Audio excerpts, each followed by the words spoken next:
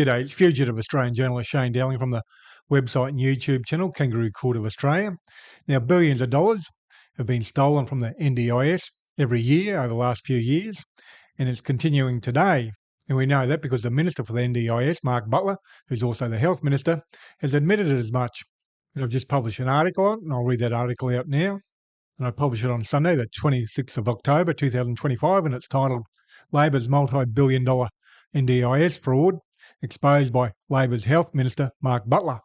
And the article starts off, Labor Party and Liberal Party National Party coalition have overseen tens of billions of dollars being stolen from the NDIS, and we know that it continues today, with some frank admissions by the Health Minister, Mark Butler, which raises the question of what the Labor Party have been doing since they came to power in 2022. Federal MP Mark Butler, who was the Minister for Health and Ageing and Minister for Disability and the National Disability Insurance Scheme, NDIS, gave interviews in August 2025, which are very telling, and most media, if not all, failed to pick up on Butler's key admissions. Let's have a look at what Butler said in August 2025, and then look at some of my previous reporting on the NDIS fraud. And you quickly realise the NDIS is a massive slush fund for fraudsters that has never been reined in by anyone. On the 20th of August 2025, Mark Butler was interviewed on the ABC 7:30 report and was asked by the host, Sarah Ferguson, I just want you to come back to the very difficult issue of fraud in the NDIS. The stories have obviously been, frankly, repulsive about people taking advantage of this generous system. Are you winning the battle with those shonks and fraudsters taking advantage of the NDIS? Mark Butler responded, we had to start from scratch. The National Audit Office said before 2024, so the scheme has been running for over a decade, there was effectively no real control on fraud and non-compliance within the NDIS. So we've had to build it up from scratch. Bill Shorten, to his credit, started that work, and already we've had hundreds of investigations, search warrants, and we're starting to crack down. But we've got 260,000 service providers in this scheme, only 16,000 of whom are registered. We've precious little line of sight about who they are, what they're doing, and what their qualifications are. We need more work on fraud, and we've committed to that again today.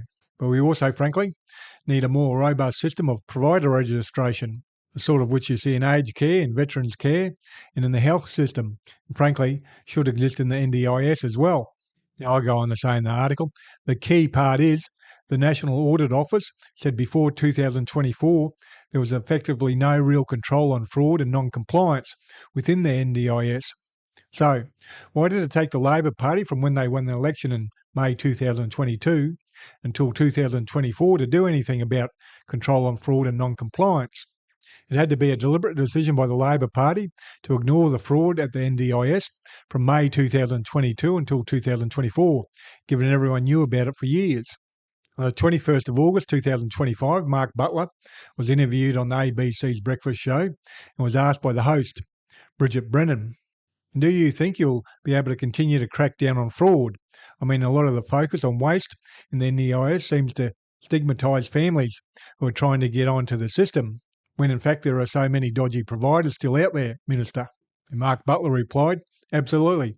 The problem with fraud and integrity is not a problem with participants. It is a problem with dodgy providers. People who've come to a system that doesn't have enough discipline and integrity and realise it's a field day for rip-off merchants. We have to do better than that. I said yesterday that 15 out of every 16 NDIS providers are unregistered. We have no sense of who they are, what their qualifications are. There's not enough evidence to support some of the services that are being provided. These sorts of systems of discipline and integrity are common in the health system, in aged care, in veterans care. They have to be introduced to the NDIS to ensure that participants get the full value for money, but also taxpayers have confidence that the large investment into the scheme that has transformed the lives of hundreds of thousands of people with disability has integrity, has discipline. And I go on to say in the article, in the below video, Mark Butler says 1 in 6 grade 2 boys are on the NDIS. And in some parts of the country, it is 1 in 4 grade 2 boys are on the NDIS. I wonder if all the parents know their sons are on the NDIS. Sounds like the NDIS is being rorted by fraudsters right across the country. And I'll show you that video now. Part of it repeats what I've already read out, what Mark Butler said, but it's worth watching. And it only goes for 3.5 minutes, and I'll play that now.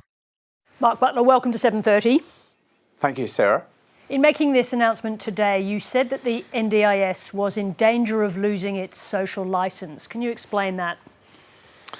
Well, for a scheme that doesn't touch as many Australians, for example, as Medicare and aged care, you do need social licence. Taxpayers need to have confidence that they're getting value for the money they're investing in the scheme. And at the moment, that licence is very strong. People do recognise that the NDIS has transformed the lives of people living with disability. But they also say through research that it's costing too much. They're concerned about dodgy providers. And as many as 6 in 10 say the NDIS is broken. And I think that is a concern to me, that the social licence that is so important to underpin this terrific scheme is at risk of slipping away if taxpayers don't have confidence that we're doing the right thing to get it back on track. You're proposing diverting children with mild to moderate autism or developmental delays away from the NDIS. So how will it work? Well, the number of people on the NDIS is largely what we projected a decade ago. People with intellectual disability, cerebral palsy, and those range of disabilities, with one exception, and that is kids with developmental delay and autism, particularly at mild to moderate levels. So not levels that are likely to be permanently disabling, which after all is the cornerstone of the NDIS. Literally tens and tens of thousands of young kids are on this scheme that was set up for permanent disability.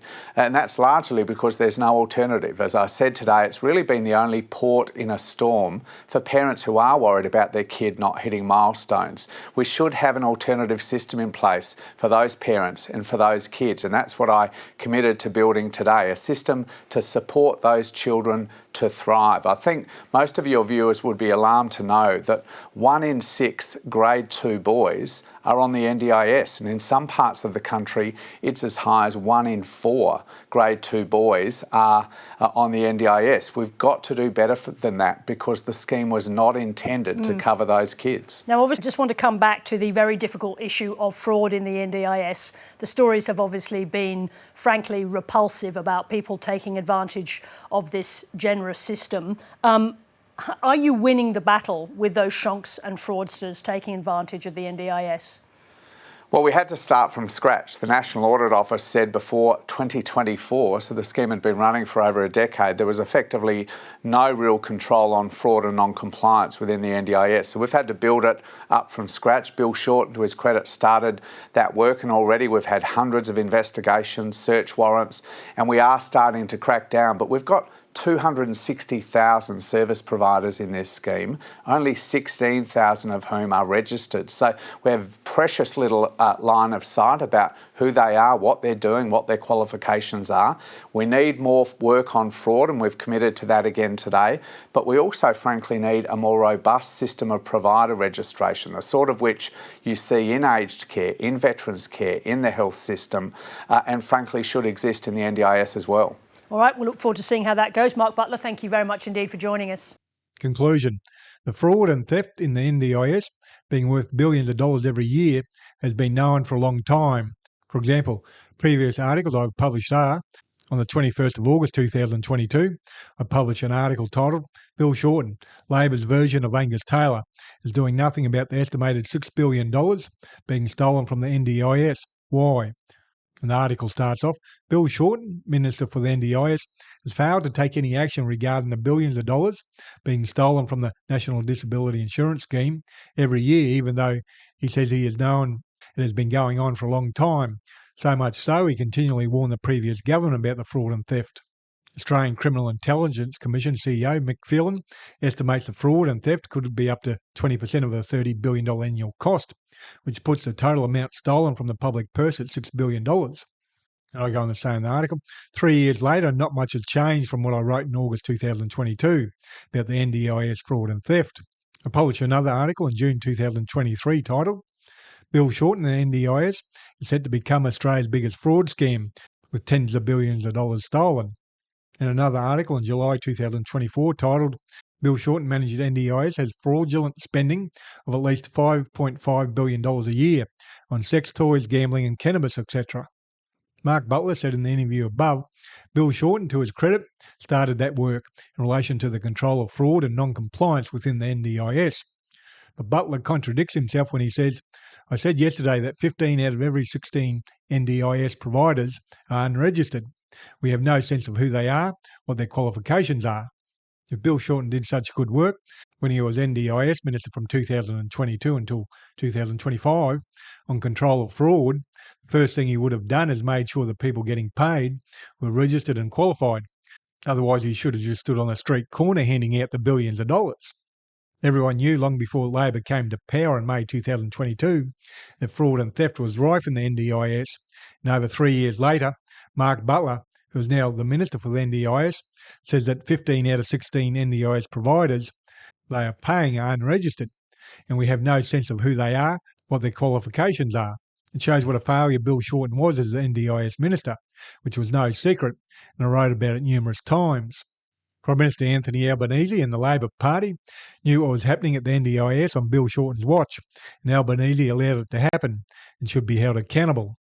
How many Labor Party boys and girls have fraudulently made millions from the NDIS? Just looking at the billions of dollars of frauds and thefts at the NDIS, it becomes clear why Prime Minister Anthony Albanese and the Labor Party set up a fake National Anti-Corruption Commission. Now make sure you visit my website, Kangaroo Court of Australia, and click on that article. It's got a lot of links to further information there. You can read that as well. And please do your bit and help shine a light on corruption and share this video on social media. And I'm an independent journalist. I'm 100% crowdfunded from viewers like yourself, so I'd be greatly appreciated if you consider making a donation via PayPal or Patreon. The links are below this video on YouTube and also on my website. And you can donate monthly amounts, or you can do one-off donations, or you can visit my website and click on the donations page for other donation options. And please click on the like and subscribe button and notification button. That way you get notified every time I publish a new video. Other than that, thank you for your time and have a good day.